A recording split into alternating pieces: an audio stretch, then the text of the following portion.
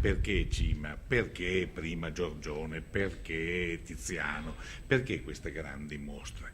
Che non avrebbero senso se non fossero inserite in un contesto globale, se non facessero cultura e se non interloquissero per davvero con tutta la cultura di una regione, se non suscitassero la voglia di una discussione, di un dibattito, se non facessero nascere alcun libro in più, ecco, sarebbero una cosa magari bella, eclatante, ma senza un costrutto. Il percorso veramente, il vero percorso culturale, il segno di civiltà di una comunità, di una regione, lo si dimostra se c'è un disegno culturale complessivo, se c'è questo disegno culturale. Io credo che questo sia stato ampiamente dimostrato, questo è l'ultimo, spero non l'ultimo, l'ultimo della mia gestione segno di questo genere, che è stata per me una stagione, credo, per davvero positiva, nonostante le difficoltà che in tutto questo mondo si hanno nel ritrovare finanziamenti adeguati.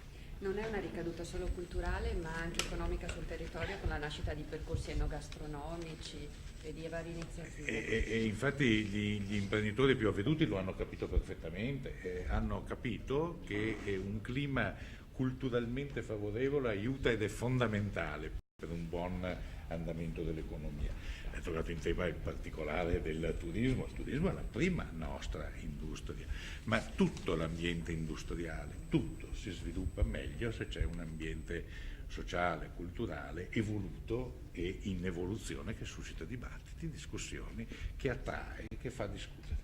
Questo c'è. Quindi vecchie mostre, sì, ma c'è assolutamente la necessità oggi di rifare mostre sul Giorgione come abbiamo fatto. Ogni generazione ha bisogno del suo Giorgione, del suo Tiziano, del suo Canaletto. Ecco, noi abbiamo fatto tutto questo perché questo ha suscitato nuovi libri, nuovi dibattiti su cose che siamo lontanissimi dal sapere tutto di loro.